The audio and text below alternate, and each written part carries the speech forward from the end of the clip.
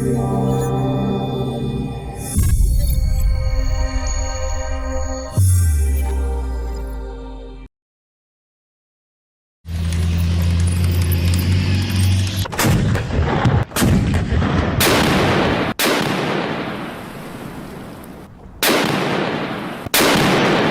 German 88mm gun is one of the most well-known and feared artillery pieces of the 20th century. Originally designed as a high-velocity anti-tank weapon before World War II, its adaptability led to its widespread use as both an anti-tank and field artillery gun. The Flak-36 and Flak-37 versions, with their cruciform carriage and high-velocity rounds, became infamous in the battlefields of North Africa, the Eastern Front, and Western Europe. Capable of penetrating heavy armor at long distances, the 88 quickly gained a reputation as a tank killer, devastating Allied forces from the early days of the war until its end. In this episode, we continue to build, refining key details and bringing this iconic gun to life. Let's get into it. The early Flak-18 and the later Flak-37 shared the same fundamental design, but key refinements set them apart. The Flak-18, introduced in the early 1930s, featured a single-piece barrel, which, while effective, posed challenges when it came to maintenance and wear. As the war progressed and the gun saw increasing use, the limitations of this design became evident. The Flak-37 addressed this by incorporating a multi-section barrel, allowing for easier replacement of worn-out segments rather than requiring the entire barrel to be changed. Well, that hardens up. I think I'm going to glue the barrel on. So that'll go in like that. That sits on there. Now it doesn't really tell you how to put these holes here. So I don't know. I wonder if one of my drawings shows it. Well, there is this one that shows it like to the sides, like 45 degrees or whatever that would be. And that's what I was thinking, is because maybe you want to get access to that so you can wrench it somehow. So that's what we'll do. So we're going to slap that on like that.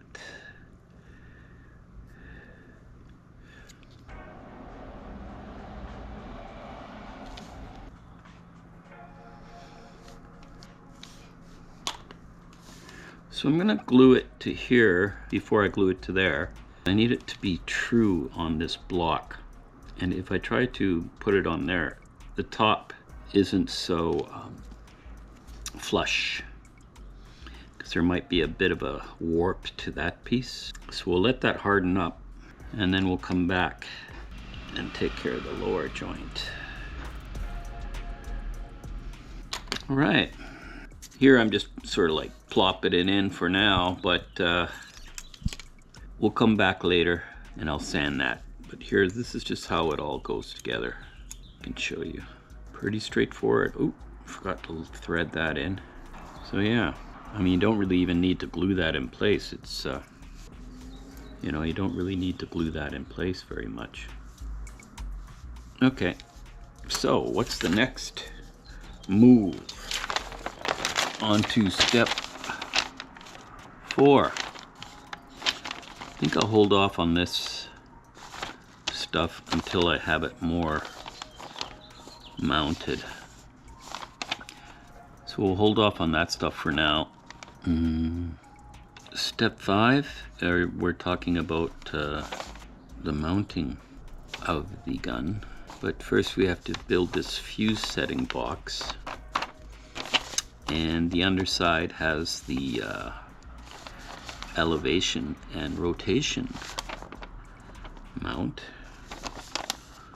And then part 7. So all these parts here are general use. All right. And then parts C26 and C27 are for when you're fitting a shield, and these ones are for when you don't have a shield. All right, and then these are the equilibriers, or whatever you call them. And I believe they are movable as opposed to the Das Werk one that my friend is building on his channel. All right, so let's look ahead here. So I'm gonna go trailer transportation. Yeah, then we get into the crucible, not the crucible, the crucifix. Okay, I think what I'm going to do is I'm going to skip ahead, start working on the cruciform, because I want somewhere to put the gun. How do you think that for logic, eh? Aren't I smart? SMRT, smart!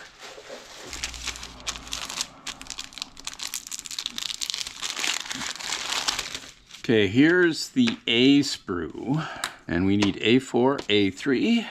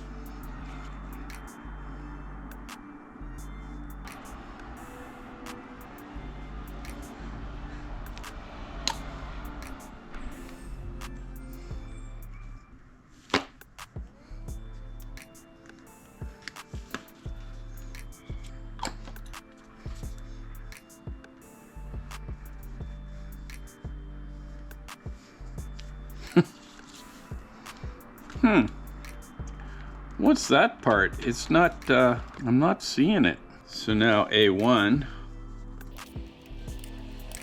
and A2. Oh yeah, there it is. I was looking at it upside down.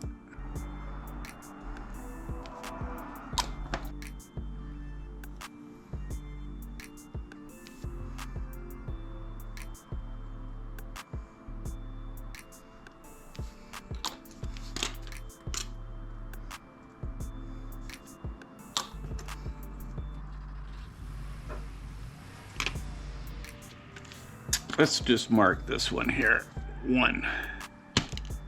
So now we need A21 and A20.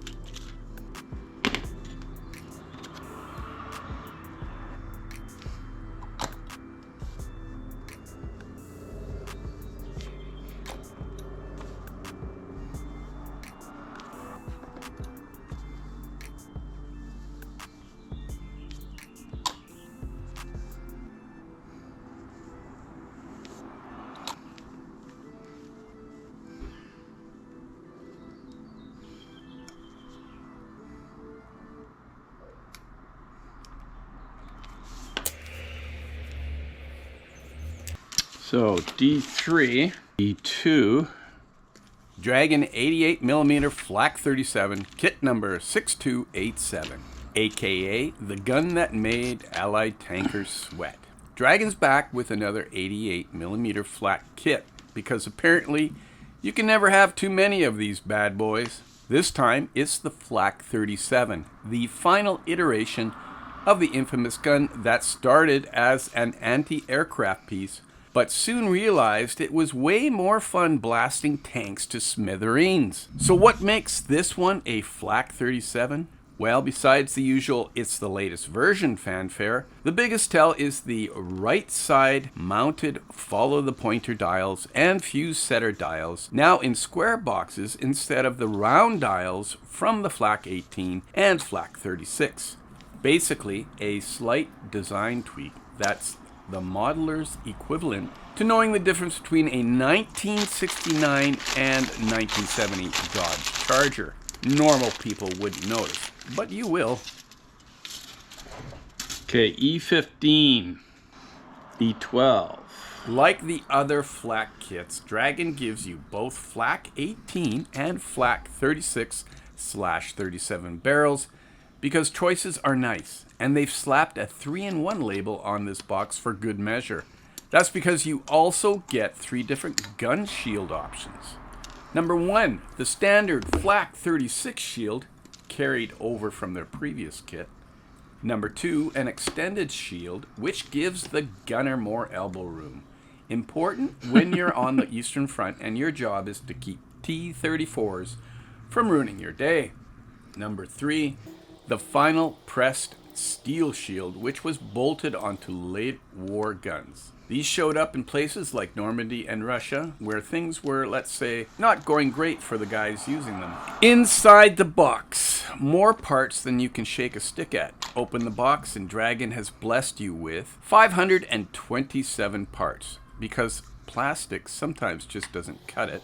5-turn brass 8mm shells for added realism. 2 lengths of chain, because why not? 3 small etched frets, the stuff detail freaks love. Decal and instruction sheets, which, being Dragon, will probably require a few cups of coffee and a mild existential crisis to interpret properly. Sprues and molding. Most of the sprues come from Dragon's earlier Flak 36 kit, number 6260, with some fresh additions, sprues G, H, K, and U, to make this a true Flak 37. Of course, I put these upside down, you silly beast. All right. Whoops. A few tweaks are made to sprues A, B, and C, which might show up on future Flak 36 kits, because Dragon loves recycling. Molding quality? Top notch. Fine details are crisp, and even the tiny dials are actually readable, which is both impressive and slightly ridiculous at this scale. Pin marks are basically non-existent thanks to Dragon's use of those little plastic nodes on delicate parts. Sure, that means a bit of extra cleanup, but at least you're not dealing with craters. The 88mm Flak 37, the business end. You get a choice of plastic or metal barrels for the Flak 36/37 or a Flak 18, each with its corresponding breech. Oh my goodness. These ones are on wrong now too. Oi. Oh, I just don't pay attention, do I? The plastic barrels come with rifling inside the muzzle, but it's a little on the chunky side. The Flak 18 barrel was restored to fix some dimensional issues from an earlier kit, but now it sometimes warps slightly. Not the end of the world, since most people will use the metal barrel anyways. I should have glued this one in when I glued the halves in. Oh well, not a big deal. Now let's see if that goes like that.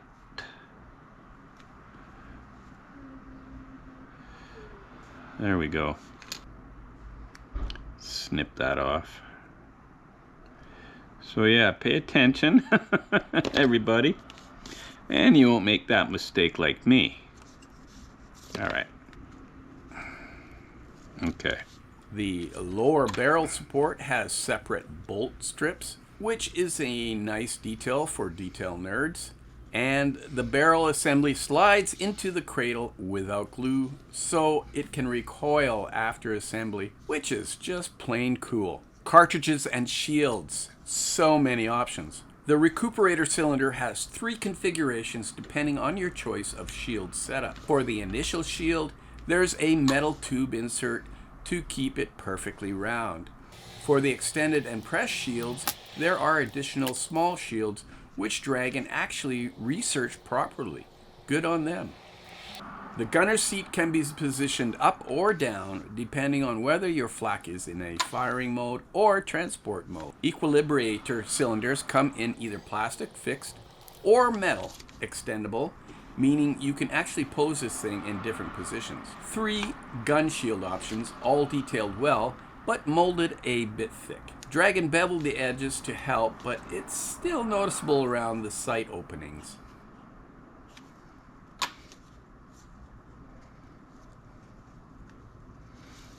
Well, I kind of messed up again. I didn't notice that you have to get D13 in between these.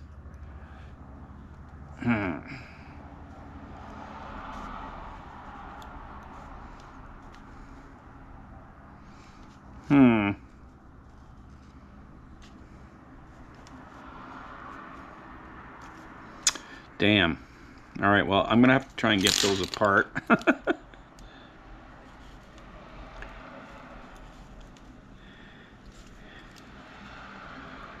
Damn. All right, there we go.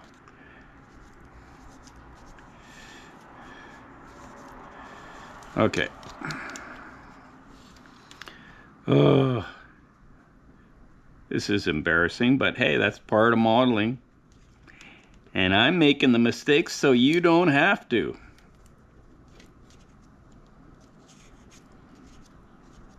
All right, there we go. So D13 is right there.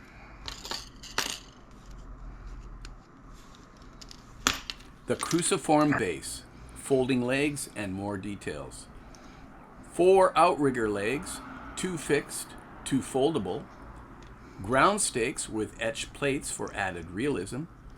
Loads of small fittings that add depth to the build. The upper pedestal mount has excellent bolt details, because why not? The gun carriage and transport gear, the devil's in the details. The wheel hubs are insanely detailed, even the inner parts you won't see. The rubber tires are single molded with weighted effect, which looks realistic without overdoing it. The brake drums attach to the axles and can be steerable, meaning you can add some animation. Vinyl tubing is included for cabling, as well as small chains for extra detail.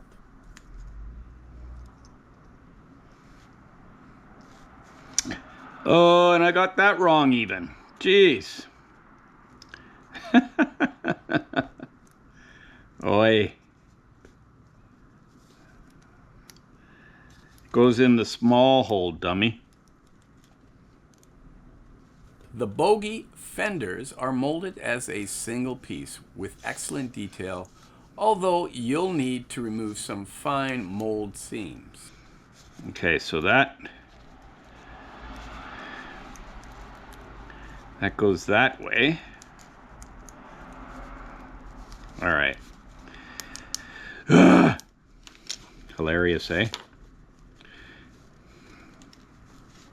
Bonus bits, because more is more.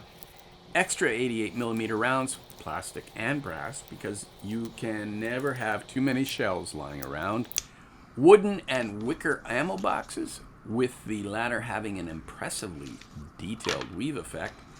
Decal sheets with kill rings, gun numbers, and markings, because every flak gun deserves a little flair. And the marking options, if you actually follow the instructions, are from number 1, Ausenburg, 1945, standard shield. Eastern Front is number 2, and that's from 1942 to 43, as well as the standard shield. Number 3, Germany, 1945, with the extended shield.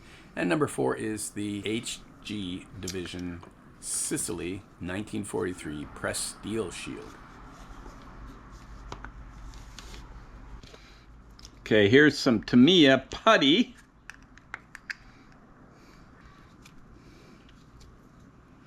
Got some acetone.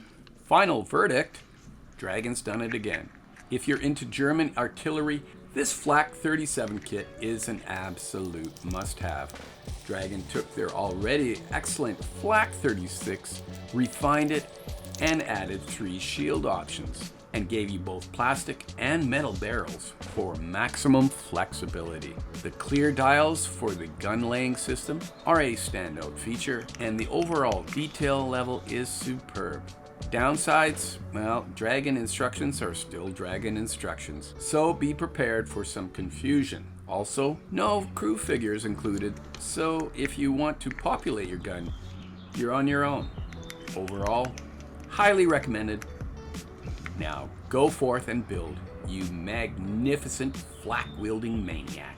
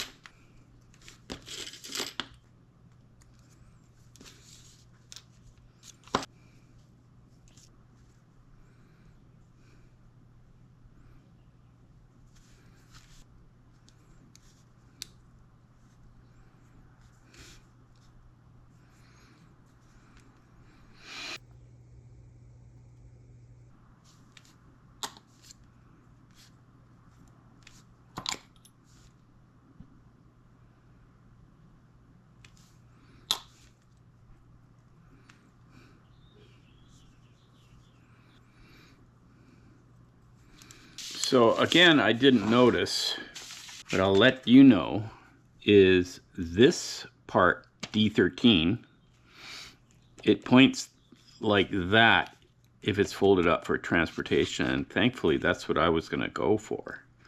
But if you want it for like being down, it faces out, this little notch.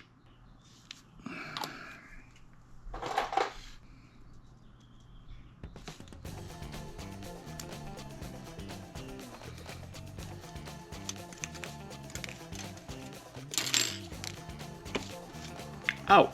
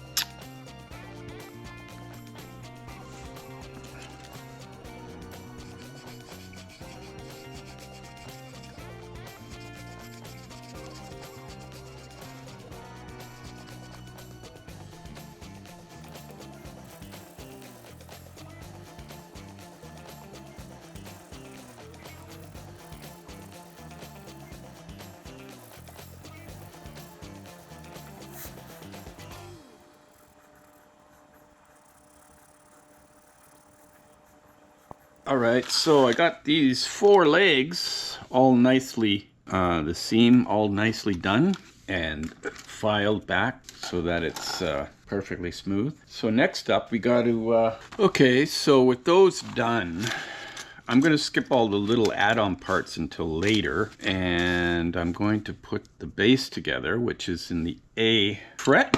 So first of all, A8.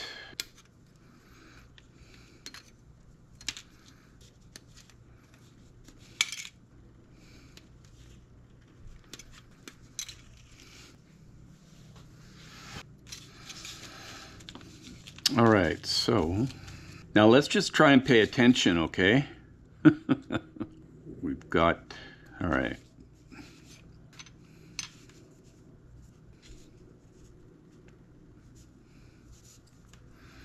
So there is some keying here, as you can see.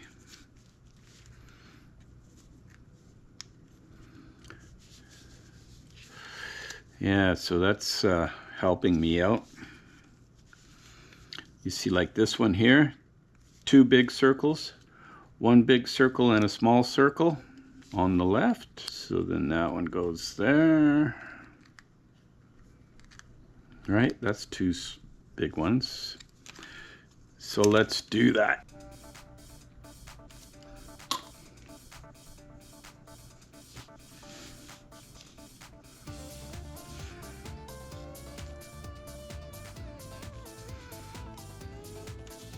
All right.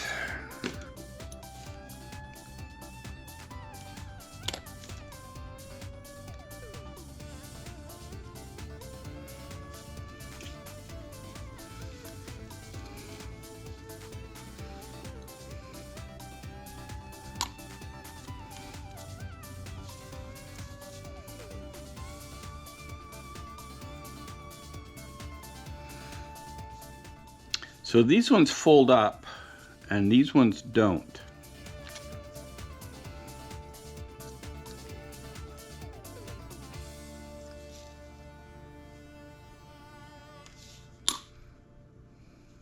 All right, well that's a relief. I didn't screw that up.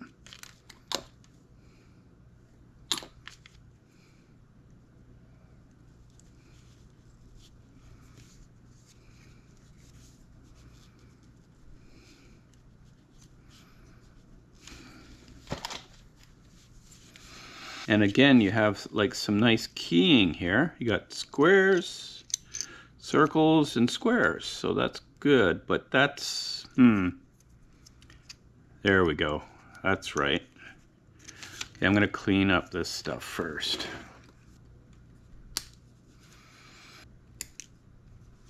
Oh, I don't think I was supposed to cut those off. Please ignore that. Damn, I just looked.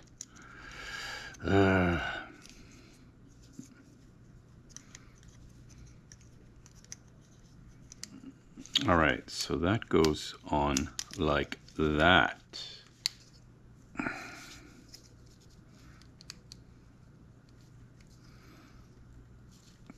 There we go.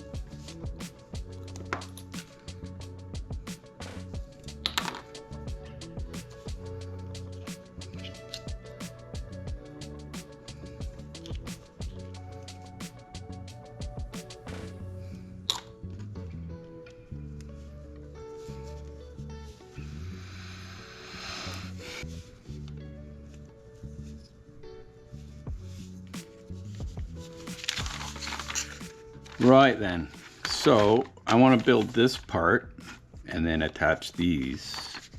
So let's look at this.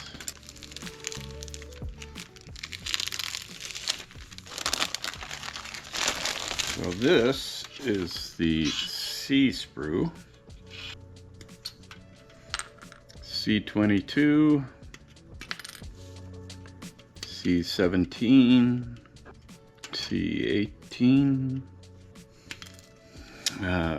yeah, and C1, C2, C36, C40, C41, and C34.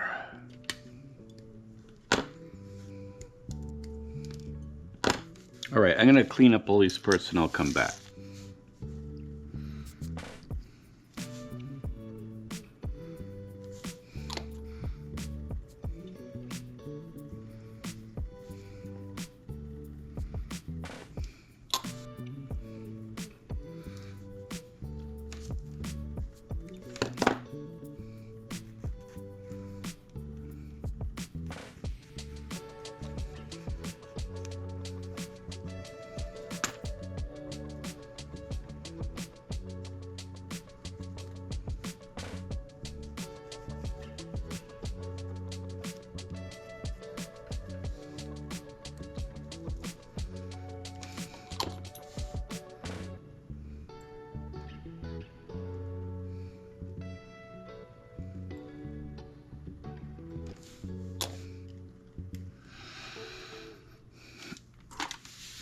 So that goes right in there. Oh man, and it's nice and tight. Great. It won't be wobbly. So there you go.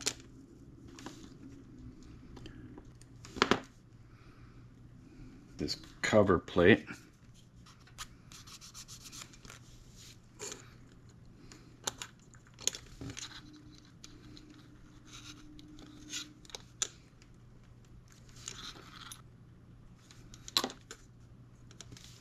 All right, I think the best way to go about building this one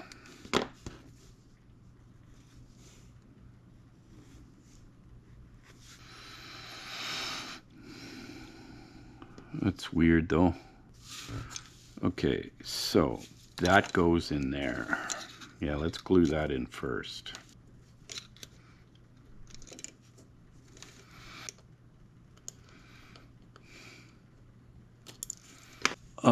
You know, I need the different tweezers. These ones have a grip, which are useful for that.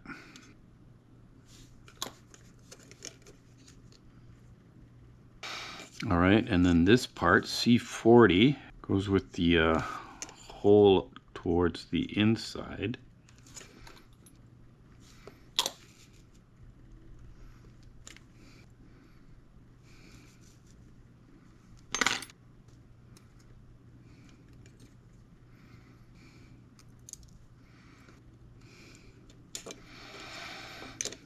All right, and then we have part C41.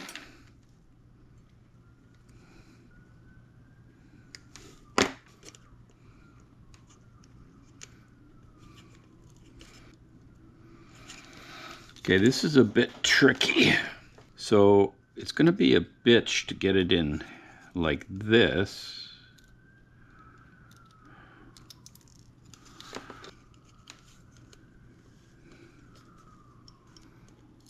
Oh.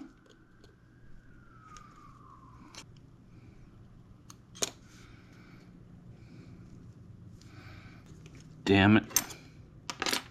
Now where did that part go? I swear to God.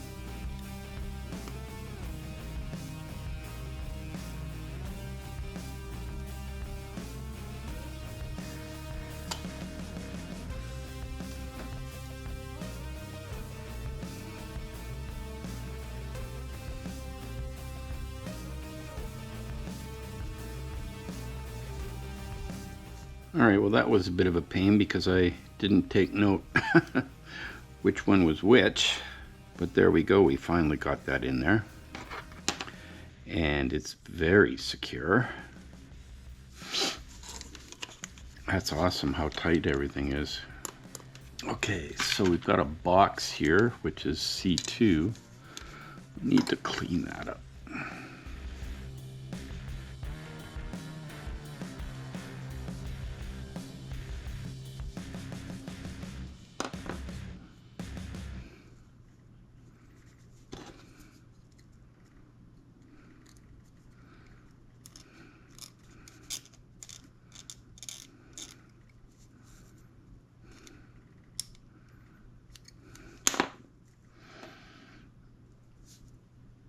So again, they have a very clear, I don't know why there's such a hate for Dragon kits, because like for the most part, they're pretty good. Yeah, of course their instructions are kind of wacko, and maybe, it's been a while since I bought any Dragon kits because I stocked up in the previous years here. I don't really need to buy any more kits, but I don't think it deserves the hate it's got. They're pretty competent kits for the most part.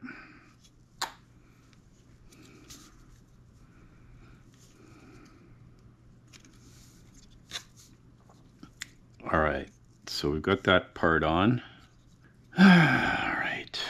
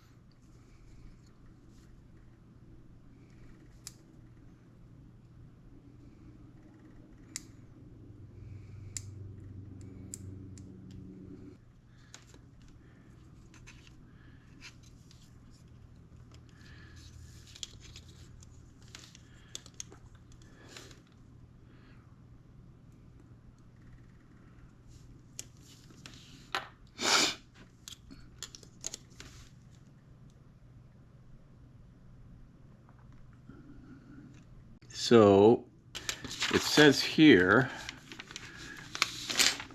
part C26 and C27, cradle with gun shield fitted, and C24, okay, it doesn't,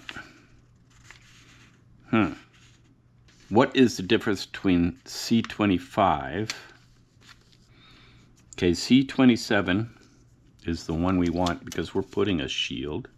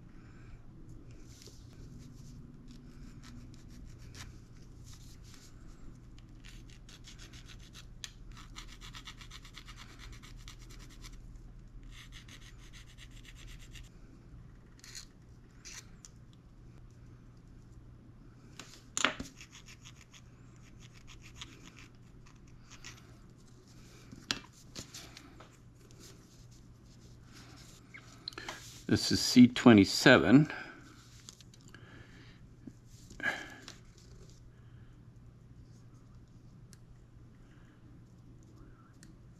Now,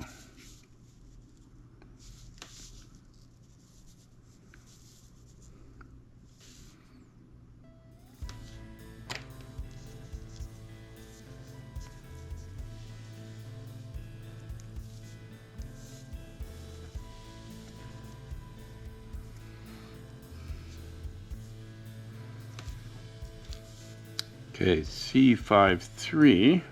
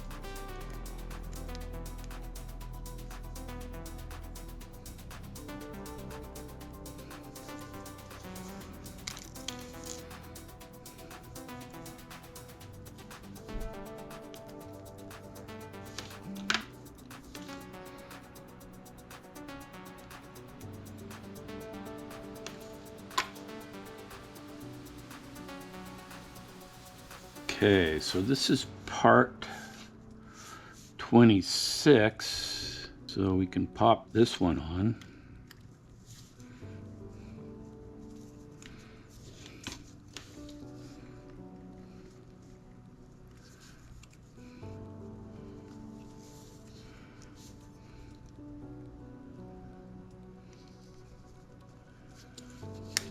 There we go. So yeah, look at, don't even need glue. I don't think I'm going to glue that at this point. And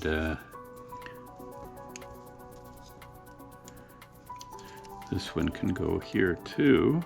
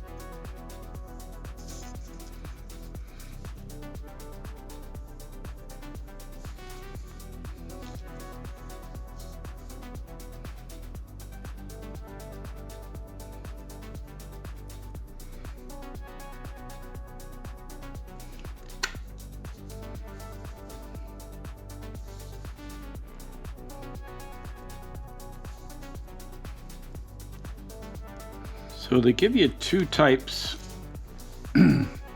for this fuse setter box. This one here is open so you can put the shell in, but since I'm pretty sure I'm going to make mine in travel mode, I'll put this one that's got the closed lids on it.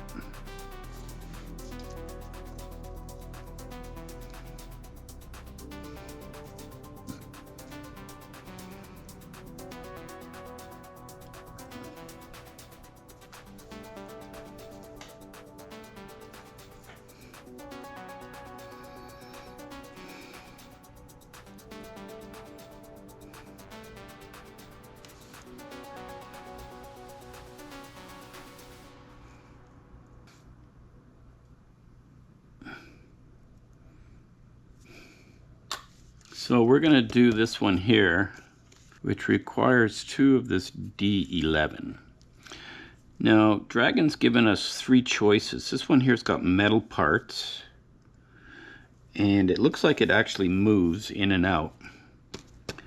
And then it gives you this one here that's static, and that's when it's pointing down, and this one here when it's pointing up. And I think I'm going to make the one that's movable, because why not?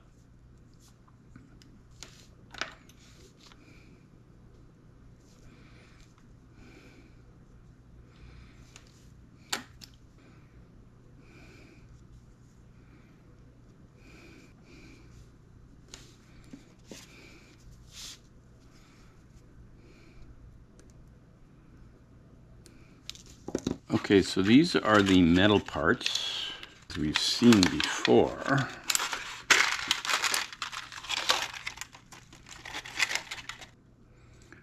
This is ME4. And these are ME5.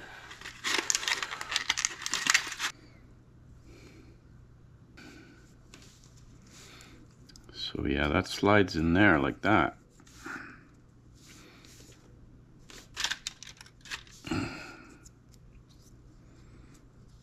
Like that. And then that would go on there, like that.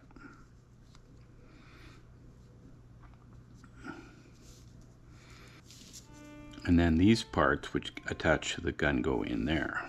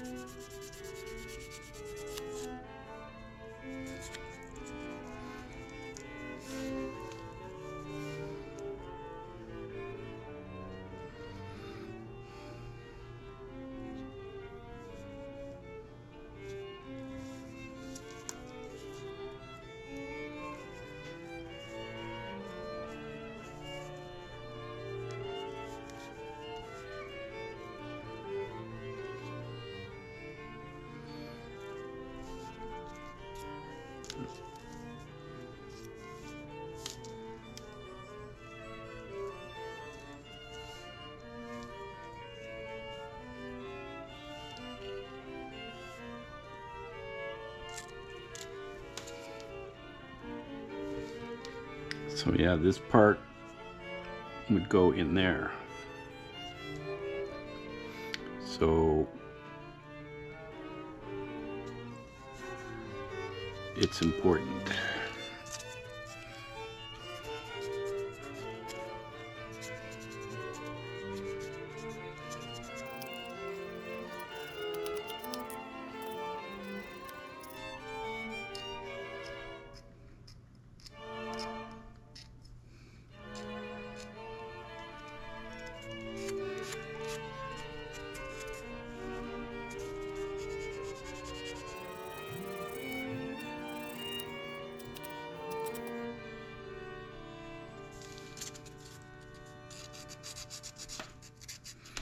I'm going to give this edge a little bit of a tooth.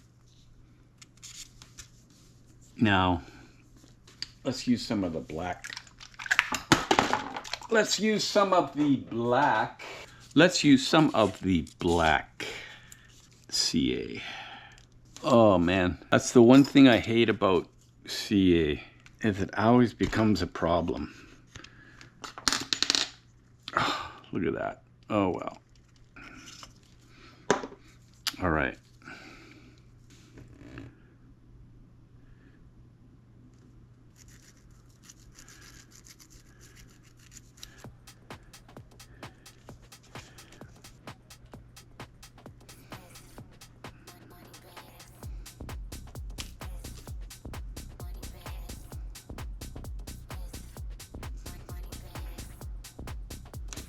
All right, so accelerator.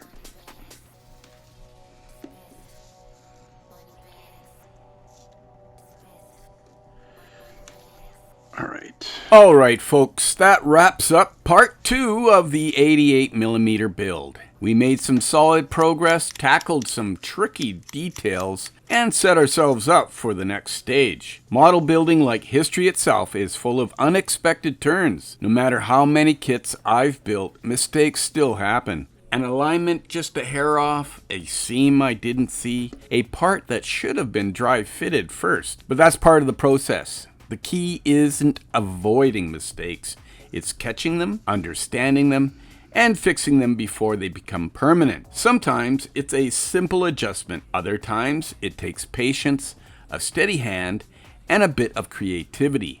But every mistake is a lesson, and every lesson makes the next build better. Got a little excess glue there.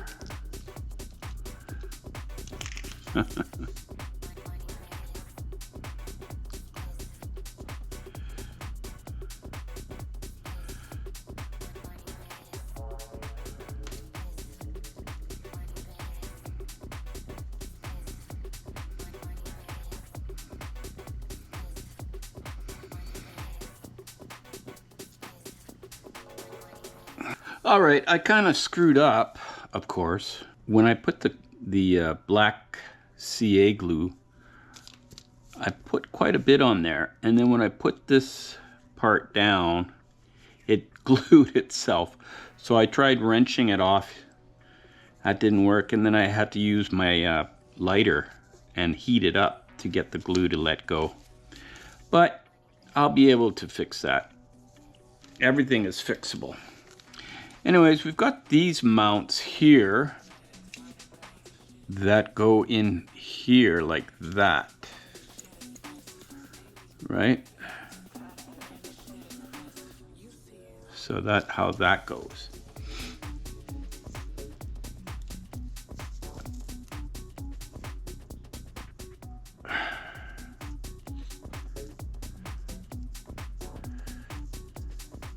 As always, I appreciate you taking the time to watch. I hope you're enjoying the build so far. If you got any thoughts, tips, or just want to talk shop, drop a comment. I always like hearing from you.